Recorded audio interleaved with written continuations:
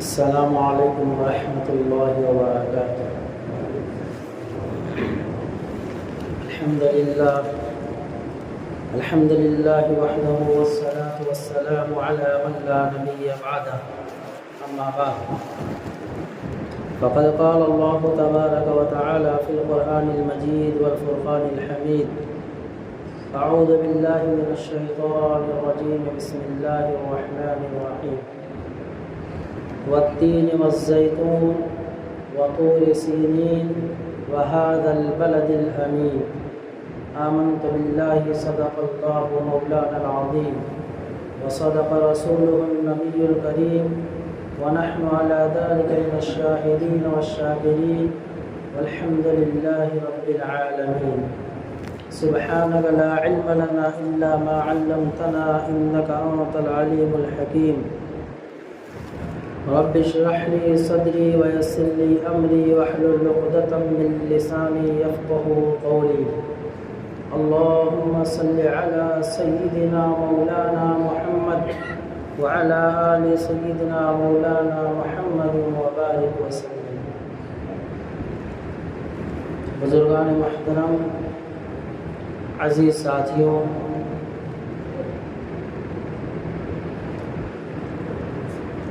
اس وقت پورا عالم اسلام ایک بہت ہی سنگین مسئلے کا شکار ہے، اور وہ مسئلہ ہے مسئلہ فلسطین و مسجد اقصی۔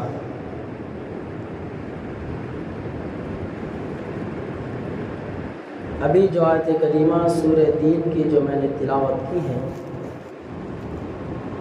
اس آیت کا تعلق اسی سرزمین سے ہے۔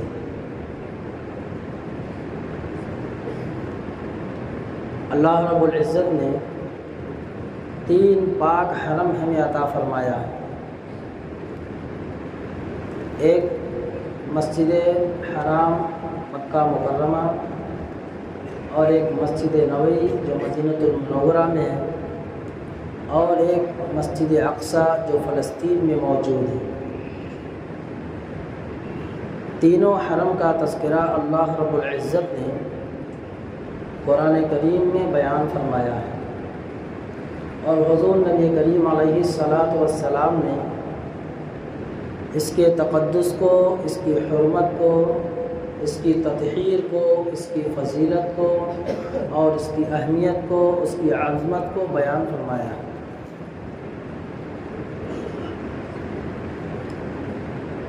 والتین، قسم ہے تین کی۔ تین کے معنی انجیر کے آتے ہیں،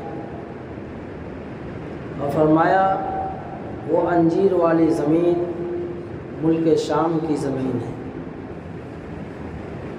اور قسم ہے زیتون کی، زیتون سے مراد فرمایا کہ ارض فلسطین ہے۔ والتین والزیتون وطور سینین، اور قسم ہے طور سینا کی۔ طور سینا سے مراد وہ پہاڑ جس پہ حضرت موسیٰ علی نبینا علیہ الصلاۃ والسلام اللہ تبارک و تعالیٰ سے باتیں کیا کرتے ہیں، وہ بھی ارض فلسطین میں موجود ہے۔ وَهَذَا الْبَلَدِ الْأَمِينِ، اور قسم ہے بلد امین یعنی مکہ مکرمہ اور مدینہ منورہ کی۔ ارض فلسطین اور ارض شام یہ بہت ہی بابرکت اور بہت ہی عظمت والی زمین ہے۔ یہ زمین انبیاء علیہ الصلاۃ والسلام کا مسکن رہا ہے۔ شروع سے بیت المقدس مسجد اقصی مسلمانوں کا ہے، اور مسلمانوں کے ہاتھوں میں رہا ہے، لیکن وقتاً فوقتاً بدقسمتی کی وجہ سے یہ مسلمانوں کے ہاتھ سے چھوٹا اور یہود و نصارہ کے ہاتھ میں چلا گیا۔ ایک لمبی تاریخ ہے۔ سب سے پہلے حضرت ابراہیم علیہ نبینا علیہ الصلاۃ والسلام جب بیت اللہ شریف کی تعمیر سے فارغ ہوئے تو 40 سال کے بعد مسجد اقصیٰ کی تعمیر فرمائی۔ اس کے بعد روایت میں آتا ہے کہ حضرت سلیمان علیہ الصلاۃ والسلام نے مسجد اقصیٰ کی تعمیر فرمائی۔ روایت ہے ابو ذر غفاری رضی اللہ تعالیٰ نبی کریم صلی اللہ علیہ وسلم سے پوچھتے ہیں کہ یا رسول اللہ صلی اللہ علیہ وسلم، اس روئے زمین پر سب سے پہلی مسجد کون سی ہے؟ رسول اللہ صلی اللہ علیہ وسلم نے فرمایا کہ سب سے پہلی مسجد مسجد حرام بیت اللہ شریف ہے۔ حضرت ابو ذر غفاری رضی اللہ تعالیٰ عنہ نے پوچھا یا رسول اللہ صلی اللہ علیہ وسلم، اس کے بعد کون سی مسجد تعمیر کی؟ اللہ کے رسول صلی اللہ علیہ وسلم نے فرمایا کہ اس کے بعد مسجد اقصیٰ کی تعمیر ہوئی۔ اب فرمایا یہ 3 وہ مساجد ہیں جن کے لیے سفر کرنا عبادت ہے۔ اللہ کے رسول صلی اللہ علیہ وسلم نے فرمایا کہ بیت اللہ شریف میں ایک وقت نماز پڑھنے کا ثواب 1,00,000 نماز پڑھنے کے برابر ہے، اور مسجد نبی میں ایک وقت نماز پڑھنے کا ثواب 50,000 نمازوں کے برابر ہے۔ اور فرمایا رسول اللہ صلی اللہ علیہ وسلم نے کہ تیسری مسجد جو مسلمانوں کا قبلہ اول رہا ہے، خود رسول اللہ صلی اللہ علیہ وسلم 17 مہینہ بیت المقدس کی طرف منہ کر کے رخ کر کے نماز پڑھی ہے۔ یہ مسلمانوں کا قبلہ اول رہا ہے، کیونکہ مسجد اقصیٰ میں ایک وقت نماز پڑھنے کا ثواب ایک روایت میں ہے کہ 50,000 نمازوں کے برابر، اور ایک روایت میں کہ 25,000 نمازوں کے برابر ہے۔ اور اس کے تقدس، اس کی عظمت کا پتہ اس بات سے بھی چلتا ہے کہ جب سفر معراج یا نبی علیہ الصلاۃ والسلام کے امام الانبیاء کا جو لقب ملا ہے وہ مسجد اقصیٰ سے ہی ملا ہے، ورنہ اگر اللہ چاہتا تو اپنے اصلی گھر میں بیت اللہ میں انبیاء کی امامت کرواتا، لیکن مسجد اقصیٰ کو کوئی خصوصیت، کوئی عظمت اللہ کے نزدیک ہے، اس لیے حضور نبی کریم علیہ الصلاۃ والسلام کا اتنا لمبا سفر کرایا اور تمام انبیاء علیہ الصلاۃ والسلام کو مسجد اقصیٰ میں جمع کیا۔ رسول اللہ صلی اللہ علیہ وسلم نے مسجد اقصیٰ کے اندر تمام انبیاء کی امامت کرائی، جہاں پہ آپ کو جہاں سے امام الانبیاء کا لقب ملا ہے۔ پھر یہیں سے سفر معراج کا آغاز ہوا، آپ کو آسمانوں کی سیر کرائی گئی اور اللہ تبارک تعالیٰ سے ملاقات ہوئی۔ بہرحال فلسطین کی سرزمین وہ سرزمین ہے جہاں پہ 70,000 انبیاء علیہ السلام کی قبر ہے، اور جہاں پہ 5,000 صحابہ اکرام نے فلسطین کو آزادی کے لیے اپنی جان کے قربانی کا نذرانہ پیش کیا ہے۔ حضور نبی کریم علیہ الصلاۃ والسلام کے زمانے میں بیت المقدس مسجد اقصیٰ یہ یہودیوں اور عیسائیوں کے قبضے میں تھا، چنانچہ نبی کریم علیہ الصلاۃ والسلام نے اس کی پیشین گوئی فرمائی کہ مسجد اقصیٰ کی آزادی، مسجد اقصیٰ کو فتح وہ شخص کرائے گا جس کے جسم پہ وہ تو وقت کا حاکم ہوگا، امیر المومنین ہوگا، خلیفۃ المسلمین ہوگا، اس کے جسم پہ جو کپڑا ہوگا وہ پھٹا ہوا ہوگا، غلام سواری پہ سوار ہوگا اور آقا نکیل پکڑ کر چلے گا۔ چنانچہ عمر فاروق رضی اللہ تعالیٰ عنہ کو یہ حق حاصل ہوا اور یہ شرف حاصل ہوا کہ آپ کے ذریعے سے اللہ تبارک تعالیٰ نے بیت المقدس کو فتح یابی نصیب فرمائی۔ وقت گزرتا گیا، آیا زمانہ بیچ میں، پھر وہ یہودیوں کے صلیبیوں کے ہاتھ چلا گیا اور وہ لوگ بیت المقدس کی حرمت بھی کرتے تھے اور بیت المقدس کی جو ہے بے حرمتی بھی کیا کرتے تھے۔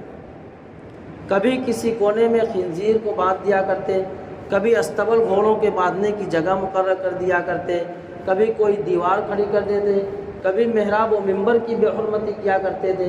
اللہ تبارک تعالیٰ نے حضرت صلاح الدین ایوبی رحمۃ اللہ علیہ کو تیار کیا اور آپ نے 25 جنگیں لڑی، پھر جا کر کے بیت المقدس فتح ہوا۔ انبیاء اکرام کی خون وہاں پہ گرا ہے، صحابہ اکرام کی خون کا نذرانہ پیش کیا گیا، مسلمانوں کی قربانیاں دی گئی، پھر جا کر کے بیت المقدس مسلمانوں کے حق میں آیا، لیکن بدقسمتی 1967 سے پھر وہ یہودیوں کے قبضے میں چلا گیا۔ یہ دنیا میں بسنے والے، اس روئے زمین پر بسنے والے ہر مسلمان کا یہ فریضہ ہے، یہ ذمہ داری ہے کہ مسجد اقصیٰ کے لیے وہ کچھ قربانیاں دے، کچھ کرے وہ، ورنہ نبی علیہ اللہ تعالیٰ نے فرمایا یا ایھا الذین آمنوا لا تتخذوا اليہود والنصارى اولیاء بعضهم اولیاء بعض، کہ ایمان والو دیکھو تم یہود و نصارہ کے اپنا دوست مت بناؤ، اگر وہ تمہارے درمیان دوست بن کر کے آتے ہیں تو وہ رازدار بن کر کے آتے ہیں، ان کو اپنے گلے سے مت لگانا۔ آج ان کا قبضہ ہے، یہاں تک تحقیق کے بعد آج کے موجودہ علماء نے بتایا کہ جو اسرائیلیوں کا جو جھنڈا ہے بیچ کے اندر نیلا ہے اور آگے بیچ میں جو سفیدی اور آگے پیچھے جو نیلا ہے، ان کی پوری انتھک کوشش یہ ہے، وہ کہتے ہیں کہ فلسطین تو ہماری سرزمین ہے ہی، ہم یہیں پہ بسے رہتے تھے۔ حضرت یعقوب علیہ نبی علیہ الصلوۃ والسلام کی قوم اسرائیل بنی اسرائیل کہا جاتا تھا، بنی اسرائیل وہیں پہ رہتے تھے، تو وہ یہ کہتے ہیں آج کے دور میں تو ہماری سرزمین پہلے سے ہے، لیکن یہ نیلے جو دو کلر دو آگے پیچھے ہیں، اس سے مراد دریائے نیل ہے اور دوسرے نیلے سے مراد جو ہے دریائے دجلہ ہے، اور ان دونوں کے درمیان مدینہ المنورہ اور مکہ مکرمہ بھی آتا ہے۔ تو ان کی پوری کوشش ہے اگر ہم یہاں کامیاب ہو گئے تو ہماری نظر پھر مکہ اور مدینہ پر ہے۔ آج جو وہاں کے تھوڑے لوگ، کمزور اور نہتے لوگ، جانی اور مالی اعتبار سے آج اپنی جانوں کا نذرانہ پیش کر رہے ہیں کہ ان کے دانہ پانی روک دیا گیا، لیکن پھر بھی وہ سینہ تان کر کھڑے ہیں کہ ہماری ساری نسل ختم ہو جائے گی لیکن ہم بیت المقدس کو اپنے ہاتھ سے جانے نہیں دیں گے۔ اس کی حرمت کو، اس کی عظمت کو اپنے دلوں کے اندر بیٹھاؤ۔ اور ہمیں کیا کرنا ہے؟ ہم یہاں سے جا تو نہیں سکتے، لیکن اتنا تو ضرور کر سکتے ہیں کہ روزانہ جو مشروبات ان کے ہم استعمال کرتے ہیں، ان کے سامان استعمال کرتے ہیں، کھل کر کے اس کا بائیکاٹ کیا جائے۔ اسرائیلی مہر کا جو سامان ہے، ان کی کمپنیوں سے بنے ہوئے جو اشیاء ہیں، سارے مسلمان کا فریضہ بنتا ہے اس وقت کہ کھل کر کے اس کا بائیکاٹ کرے، اگر نہیں کرے گا تو گنہگار ہوگا۔ کہ آج وہ ان کی الغار ہے کہ وہاں کے مسلمانوں پہ ظلم و ستم ڈھا رہے ہیں اور ہم اپنے کان میں انگلی ڈالے بیٹھے ہوں، ان کے مشروبات کو استعمال کریں جو ہماری مسجد اقصیٰ عرض فلسطین کے دشمن، اور ہم ان کے مشروبات کو استعمال کریں کہ ہمارا پیسہ ان کے ہاتھ میں جائے اور اس کے ذریعے سے گولی اور بارود خرید کر ہمارے ہی بچوں کو اس کا نشانہ بنائے۔ دوستوں، اس وقت ہماری یہ ذمہ داری بنتی ہے کہ عرض فلسطین کے لیے اور عرض بیت المقدس کے لیے، مسجد اقصیٰ کے لیے ہم کچھ کریں، اور ہمارا کرنا اتنا ہے کہ وہاں کی اشیاء کا کھل کر کے بائیکاٹ کریں، ہماری دکانوں میں اس کو پھینک ڈالیں، پاؤں تلے روٹ ڈالیں، ان کو گٹر میں ڈال دیں اور اللہ کے سامنے روئے اور گر گرائیں۔ وہاں کی داستان ہر کسی کو معلوم ہے، ہر کسی کے پاس واٹسپ پہ آتا ہے کہ کیسی دردناک حالات وہاں پہ ہیں، کیسے المناک حالات وہاں پہ ہیں کہ صبح جب سوتے ہیں تو شام کو اپنے بچے کی لاش دیکھتے ہیں۔ ماں صبح سوئی، شام کو سوئی اور صبح جب اس کی آنکھ کھلی تو وہ بیوہ نظر آ رہی ہے۔ اسپتال کے اندر میزائل مارا جاتا ہے جس سے مریضوں کو، سارے مریض شہید ہو جاتے ہیں۔ ساری داستانیں ہمارے آنکھوں کے سامنے۔ آج ہم یہاں چین سے سو رہے ہیں، کھا پی رہے ہیں، ہمارا بھی تو کچھ فریضہ بنتا ہے کہ اللہ تبارک تعالیٰ ہمارے اوپر بھی تو ذمہ داریاں دی ہیں کہ وہ انبیاء کی سرزمین، وہ صحابہ کی قربانیوں والی سرزمین، آج کے نہتے مسلمانوں کی قربانیوں والی سرزمین۔ دوستوں، وہاں کے حالات پڑھتے ہیں، وہاں والوں کی زبانی سے اگر سنتے ہیں تو کلیجہ منہ کو آتا ہے۔ ہم اپنی زبان سے اس کو بیان نہیں کر سکتے کہ کس طریقے سے ظلم و ستم ڈھایا جا رہا ہے ان کے اوپر۔ تو اس جمہوریت والے ملک میں رہ کر کے ہمارے اس ممبرا شہر کی ایک تاریخ رہی ہے کہ جب بھی پورے عالم میں کہیں بھی اسلام کے اوپر کوئی آنچ آئی ہے تو ممبرا شہر کے علماء اور ائمہ اکرام اس کے بارے میں بڑے حساس ہوئے ہیں، اس کو محسوس کیا اور اس کے بارے میں کوئی نہ کوئی لائحہ عمل تیار کیا ہے۔ تو کل علماء اور ائمہ کمیٹی میں جانا ہوا، وہاں پہ یہ بات طے ہوئی کہ ہم کوئی مارچہ کھل کر تو نہیں نکال سکتے، کوئی ریلی نہیں نکال سکتے، لیکن یہ بات طے ہوئی ہے کہ ایک دعائیہ جلسے کا انعقاد کیا گیا ہے۔ اتوار کے دن ایک دعائیہ جلسے کا انعقاد کیا گیا ہے، اس میں بڑے احتیاطی تدبیر کے ساتھ کہ اس میں کس طریقے سے ہمیں شرکت کرنا ہے۔ اعلان یہ کرایا گیا کہ فلسطین اور مسجد اقصی پوری امت مسلمہ کا مسئلہ ہے، ارض مقدسہ کی حفاظت پوری امت مسلمہ کی ذمہ داری ہے، اور حق تو یہ ہے کہ امت کا ہر فرد اپنی قوت و طاقت کے مطابق اس بابرکت ذمہ داری کا حصہ بنے، لیکن عملاً یہ ممکن نہیں ہے کہ ہم جا کر وہاں قربانی دے سکیں۔ اس لیے اپنے ان ایمانی بھائیوں کی حمایت ہمارا دینی فریضہ ہے۔ اس سلسلے میں شہر ممبرا کے تمام طبقات کے علماء اکرام، ملی، سماجی اور سیاسی شخصیات نے متحدہ طور پر 29 اکتوبر بروز اتوار بعد نماز مغرب ممبرا بائی پاس کے قریب واقع ارلین ہال میں ایک دعائیہ جلسہ عام رکھا ہے، جس میں فلسطین مظلوموں اور شہداء بالخصوص معصوم بچوں کے لیے تڑپ اور درد رکھنے والے ہر فرد ملت کو ضرور شرکت کرنا ہے۔ اس موقع پر چند باتوں کا خاص خیال رکھیں۔ ہر شخص پیدل یا پبلک سواری آٹو رکشہ وغیرہ سے آئے تاکہ پارکنگ کے مشکل سے بچا جا سکے۔ اگر سب لوگ اپنی اپنی گاڑیوں سے جائیں گے تو وہاں پارکنگ کی جگہ نہیں ہوگی، اس لیے کہ یہ ملک میں بسنے والے ہر مسلمان کے دل کی ایک آہ ہے، ایک درد ہے۔ ہر شخص چاہتا ہے میں اس کے لیے کچھ کروں، تو ہر شخص وہاں پہنچنے کی کوشش کرے گا، اور کرنا ہی ہے، اپنا ایک دینی فریضہ سمجھ کے وہاں پہنچنا ہے۔ اس لیے تمام لوگ وہاں پہنچیں، پیدل یا سواری کے ذریعے۔ بورڈنگ اور پلے کارڈ کا انتظام انتظامیہ کمیٹی کی جانب سے کیا گیا ہے، اس لیے غیر ضروری سلسلہ کو بند کرنے کے لیے اپنی جانب سے بنایا ہوا کوئی بھی پلے کارڈ ساتھ نہ لے جائے، خالی ہاتھ جائے۔ جو کچھ وہاں ہے جھنڈے وغیرہ جو کچھ ہوگا وہاں پہ دیا جائے گا۔ یہاں سے ہمیں کوئی نعرے بازی نہیں کرنا ہے، غیر ضروری نعرے بازی سے احتیاط کریں، بنا کسی مقصد اور فائدے کے اپنے کو الجھانا عقل و شعور کے خلاف ہے۔ خاموشی کے ساتھ ہمیں وہاں پہنچنا ہے، دعائیہ جلسہ ہے۔ فلسطین اور ہندوستان کے جھنڈے کے علاوہ کوئی بھی جھنڈا ہرگز نہ لائیں، اور جھنڈا کسی بھی ملک کی شان ہوتا ہے، اس لیے جھنڈے کے بے احترامی سے گریز کریں۔ یہ خالص اسلامی اور دینی دعائیہ جلسہ ہے، اس لیے پورا اہتمام کریں کہ راہگیروں کو کسی قسم کی تکلیف نہ ہو اور ٹریفک جام کے مسئلے بھی نہ ہوں۔ درود شریف اور حسبنا اللہ و نعم الوکیل کا ورد کرتے ہوئے پہنچیں۔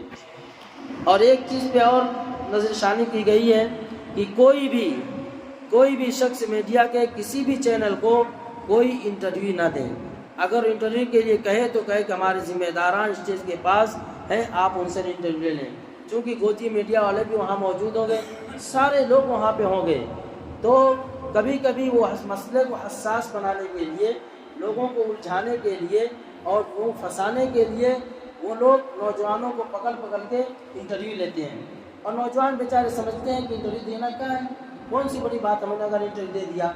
تو اس کا خاص خیال رکھیں کہ اگر کوئی بھی میڈیا والا وہاں پہ آپ سے یہ کہے کہ آپ انٹرویو کے بارے میں کیا خیال رکھتے ہیں، ذرا اس کی اظہار خیال کیجئے، تو ہرگز کی کوئی بھی اس وہاں پہ انٹرویو نہ دے، وہ بڑوں کے پاس بھیجے کہ جن کے پاس جائے وہاں انٹرویو دیا جائے۔ تو یہ ایک حساس مسئلہ ہے، یہاں بیٹھا ہوا مجمع ہر فرد کی ذمہ داری ہے اتوار کے دن اس دعائیہ جلسہ میں اپنے آپ کو ضرور پہنچائے۔ ارین لائن ہال بائی پاس کے پاس وہاں پہنچنا ہے، اور مغرب کے بعد پہنچنا ہے، کہ مغرب کے بعد پہنچے یا مغرب سے پہلے وہاں پہنچ جائے، تاکہ ان معصوم بچوں کے لیے، شہداء کے لیے اور مسجد اقصیٰ کی فتح یابی کے لیے ہم سب مل کر کے وہاں دعا کریں انشاءاللہ کہ مسلمانوں کی اجتماعیت بڑی کام آتی ہے۔ اس لیے فرمایا ید اللہ علی الجماع، جماعت کے ساتھ اللہ کا ہاتھ ہوا کرتا ہے۔ تو اللہ تبارک تعالیٰ کی نصرت و مدد کو ہم مانگیں، انشاءاللہ اللہ تبارک تعالیٰ ہمارا حامی و مددگار ضرور بنے گا۔ آپ سب حضرات وہاں پہنچیں گے انشاءاللہ، اور اپنے دوست احباب کو دعا پہنچائیں۔